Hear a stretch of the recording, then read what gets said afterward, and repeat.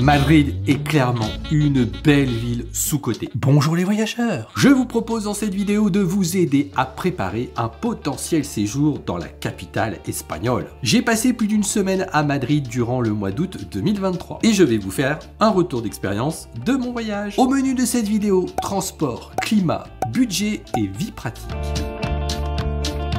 Vous arriverez très certainement par avion à l'aéroport Alfonso Suárez, énorme aéroport situé au nord-est de la ville. Sa situation un peu excentrée de la ville comme ça me fait penser à notre aéroport Charles de Gaulle pour Paris. Nous sommes arrivés par le terminal 4, totalement dédié à la compagnie nationale Iberia. Pour rejoindre notre appartement qui se situait non loin du centre de la ville, je ne me suis pas compliqué la vie. Nous avons pris le métro. La ligne 8 relie l'aéroport au cœur de la ville. Il faut compter à peu près une trentaine de minutes pour rejoindre le centre de la capitale espagnole. Et tant qu'on y est, eh bien parlons maintenant du métro. Cela a été notre principal moyen de bouger dans la ville. Je dois dire que Madrid est quand même plutôt bien servi en termes d'offres de métro. Donc pourquoi s'en priver? Au niveau des tarifs, à vue d'œil, ce n'est pas donné. 1,50 € le trajet et selon où vous allez, ça peut même monter jusqu'à 2 €. Ah oui, tant que nous sommes dans les tarifs de métro, l'accès à l'aéroport, que ce soit pour entrer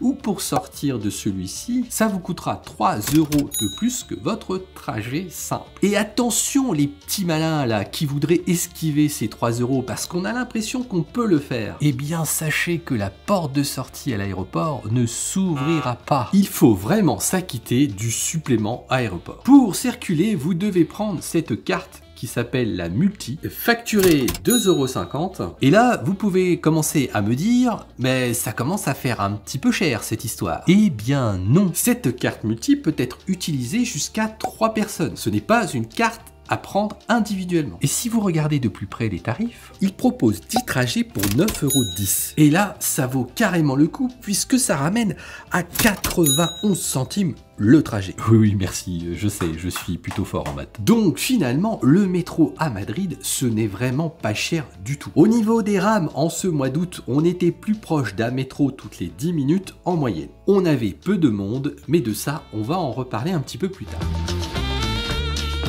Oui, en août à Madrid, il fait très chaud. Les températures affichées peuvent faire peur, surtout qu'on se situe dans une grosse ville avec le bitume et la pollution qui accompagnent la chaleur. Mais saviez-vous que la capitale espagnole se situe entre 600 et 700 mètres d'altitude? Eh bien, grâce à ça, on gagne quand même quelques degrés par rapport au niveau de la mer, mais on a noté que du coup, les matinées sont souvent très agréable. Le thermomètre par contre descendait rarement en dessous des 20 degrés la nuit, mais remontait vraiment doucement le long de la journée. Par contre, il faut être clair, le moment de la journée le plus difficile, et je vous déconseille de vous promener à ce moment-là, c'est entre 16h et minuit. On sent en effet la chaleur étouffante nous envahir. Donc je vous conseille de faire les visites le matin. Alors j'ai trouvé que la ville était quand même assez ombragée. On a pas mal de petits parcs. Il y a pas mal d'arbres dans les rues qui donnent de l'ombre. Et ça, l'ombre, on la recherche à tout prix quand il fait un plein soleil. Alors Madrid au mois d'août, pour moi, c'est possible. Mais je vous conseille quand même d'aimer la chaleur et d'avoir une chambre climatisée pour bien dormir et bien récupérer. Et en parlant climatisation, sachez qu'on a trouvé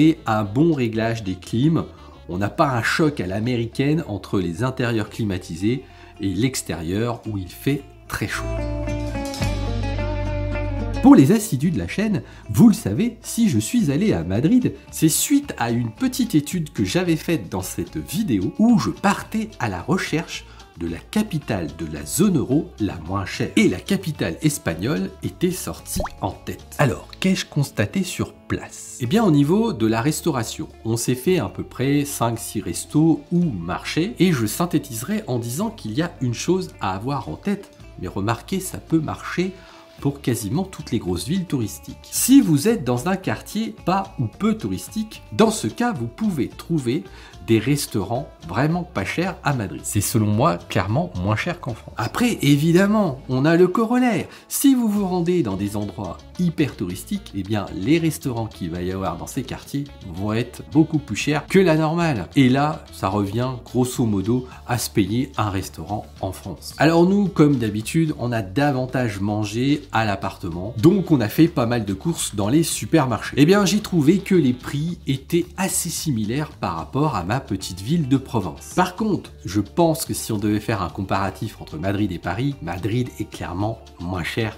que la capitale française. Grosso modo, si je devais résumer, je dirais que pour une grande ville, pour une capitale, Madrid est effectivement abordable. Et puis des fois, au détour d'un croisement, vous pouvez trouver un marchand de fruits et légumes bon marché. Dans certains marchés, vous pouvez manger des tapas pour pas cher. Globalement, là où Madrid vaut vraiment le coup en termes de budget, c'est sur l'avion et les transports en commun. Au niveau des hôtels, vous pouvez trouver des logements bon marché. Et pour la nourriture, il faudra fouiner un petit peu. Mais c'est une capitale vraiment attractive pour le portefeuille, surtout qu'elle est sublime à visiter. Puisqu'on est sur le budget, sachez que nous, on a loué une voiture et donc on a dû mettre de l'essence. Et bien là-bas, l'essence est moins chère de 20 à 30 centimes par rapport à la France. C'est important de le savoir si vous devez venir en voiture jusqu'à la capitale espagnole ou si vous voulez louer une voiture sur place pour aller visiter des villes environnantes comme nous. Au niveau visite, il y a les fameux 3 grands musées, le Prado, le Sofia et le Thyssen. Et bien là aussi, petit tips, vous pouvez trouver des instants dans la semaine où c'est gratuit. Alors profitez-en, ça allégera la note dans votre budget.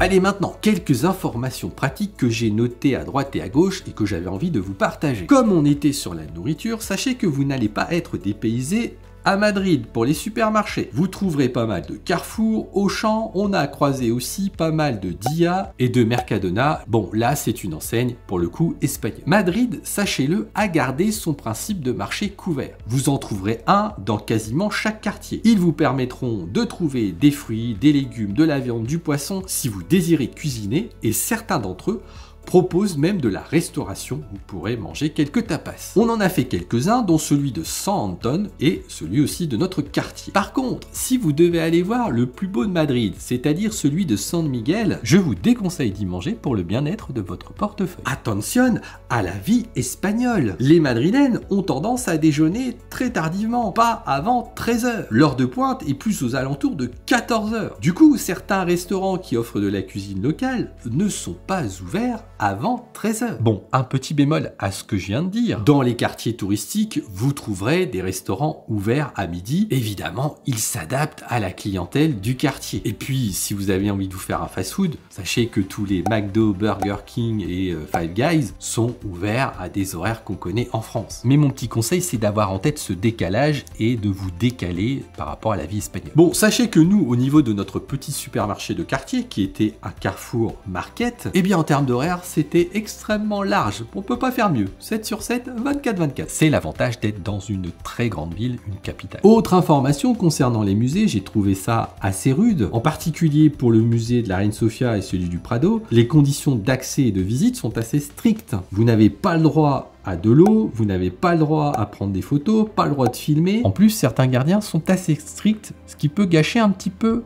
le plaisir. Et puis, eh bien, Madrid, tout comme Paris, est plutôt désert dans ce mois d'août. Pas ou peu de bouchons si vous prenez votre voiture, pas ou peu de monde dans les métros. Alors évidemment, dans les zones touristiques, il y a un peu de monde, c'est normal, mais en dehors de ces endroits-là, Madrid, c'est tranquille. Et rien de tel pour profiter pleinement des rues de la capitale espagnole. Et du coup, maintenant, vous allez me dire, oui, ok, Madrid, mais pourquoi faire? Pour voir quoi? Eh bien, si vous voulez le savoir, rejoignez-moi dans cette vidéo. Allez, à tout de suite.